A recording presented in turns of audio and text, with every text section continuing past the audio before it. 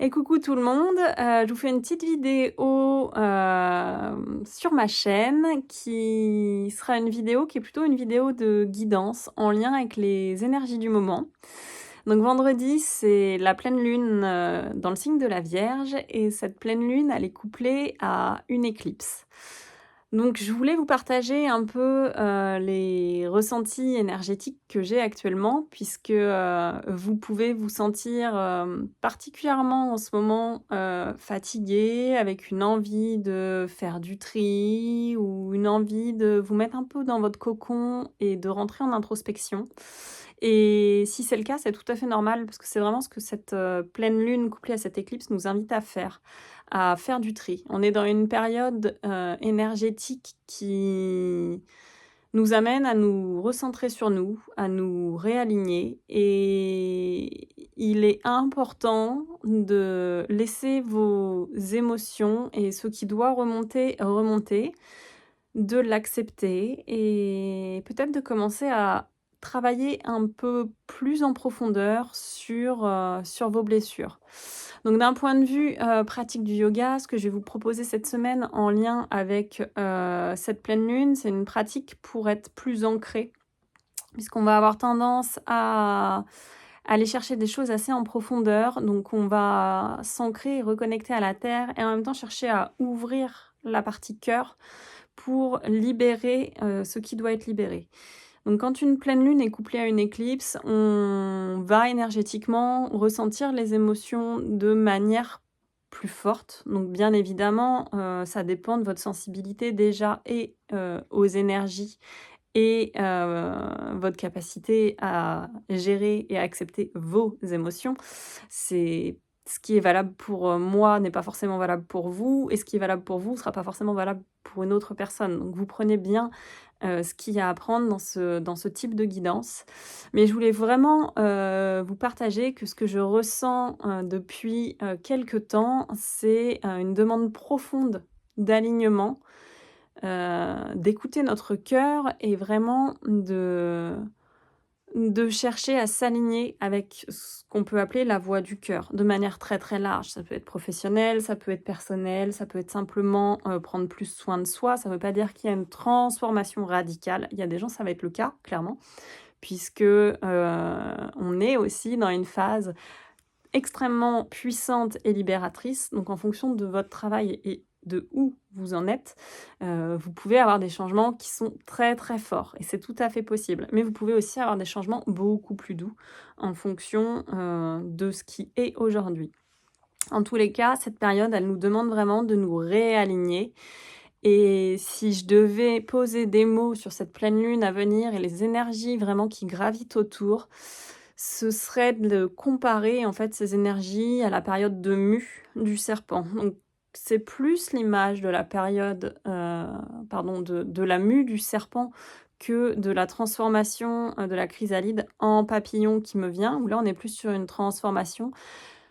Là, on est dans cette image de la mue, dans le sens où pour un certain nombre de personnes, on est en train de libérer d'anciens schémas et la version de nous est en train de changer de fréquence. C'est ça.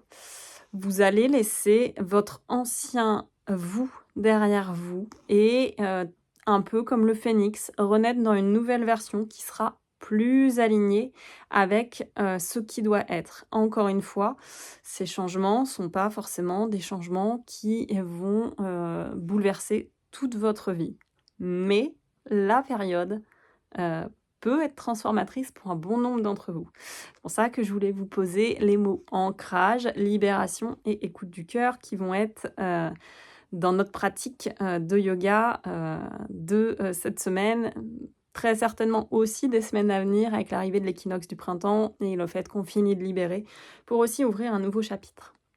Donc par rapport à ça, je me suis prêtée au jeu des tir du de tirer les cartes d'un oracle puisque c'est quelque chose que je fais, régulièrement et je voulais commencer à vous partager, ce type de pratique.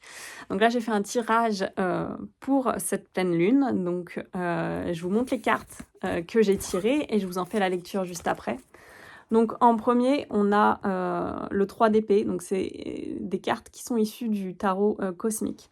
Donc sur le 3 d'épée, on voit clairement une jeune femme qui a 3 épées qui sont plantées dans le cœur sous une pluie. Et on voit que la pluie, là, quand elle rentre au contact de la terre et donc de l'ancrage, se transforme en étoile. Donc on peut ressentir dans cette carte quand même beaucoup de tristesse, et tout ça, ça émane du cœur. Donc cette carte, clairement, est en lien avec ce que je vous disais. On est dans je libère vraiment tout ce qui ne me sert plus, tout ce qui n'est plus aligné avec moi, et je commence à le transmuter. Donc c'est marrant parce que le tirage est vraiment exactement avec le ressenti de mes énergies. Ensuite, la carte qui suit, c'est la carte de l'as d'épée. Donc on est toujours dans les épées. Sauf que là, on voit que une fois qu'on a transmuté et libéré ce qu'il y avait, on peut commencer vraiment à s'aligner. C'est l'image de l'alignement là qui me vient avec ce côté solaire et cette connexion au grand tout et au chakra couronne. Donc finalement, on est dans la connexion avec l'âme. Une fois que j'ai libéré ce que j'avais à libérer et que j'accepte de laisser partir ce qui doit partir, je peux commencer à me réaligner et à m'ouvrir vers ce qui fait sens aujourd'hui, et donc à changer de fréquence. Et donc la dernière carte que j'ai tirée, c'est une carte qui est... Donc là, on voit une carte avec des couleurs très chaudes et vraiment la fougue de ce cavalier de bâton à l'idée d'aller de l'avant, d'aller vers de nouveaux projets. On peut voir un peu le phénix qui sort carrément du bâton, puisqu'ici c'est un bâton, mais en fait on pourrait le mettre dans la lignée de l'épée.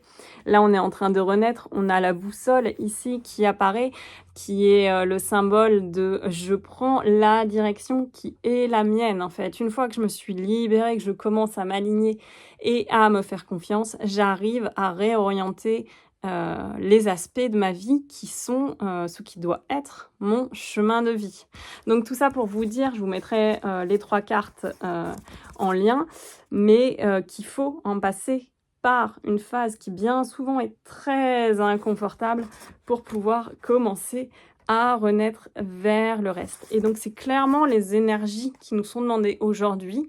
Et là, il y a un cycle de 6 mois qui va s'ouvrir dans ce sens-là. Donc, soyez pas surpris si vous êtes chamboulé par vos émotions en ce moment, s'il y a des choses qui vous paraissent fortement inconfortables, si vous avez des prises de conscience, ou au contraire cette sensation de je suis pas bien, je suis pas à ma place, etc. C'est qu'il y a des choses qui doivent être travaillées. Donc voilà la canalisation que je voulais vous partager, puisque c'est des choses qui maintenant me viennent, et je pense qu'il est important que je vous partage aussi ces messages. Si ça vous parle pas, vous pouvez rester tout à fait sur les vidéos de yoga classiques que je fais, qui sont bénéfiques et pour le corps et pour l'esprit, sans pour l'instant vous préoccuper du côté énergétique et connexion à autre chose. Donc en lien avec cette guidance et avec ce que je capte, je vais vous proposer une méditation qui va plutôt être basée sur l'ancrage et la connexion à la terre pour redescendre un peu ce surplus émotionnel et ce côté je décolle. Et je vous proposerai aussi une petite pratique de yoga dans la foulée pour que vous vous sentiez peut-être mieux dans votre corps. Donc voilà, je vous souhaite une belle journée et n'hésitez pas à me faire des commentaires. Bye bye!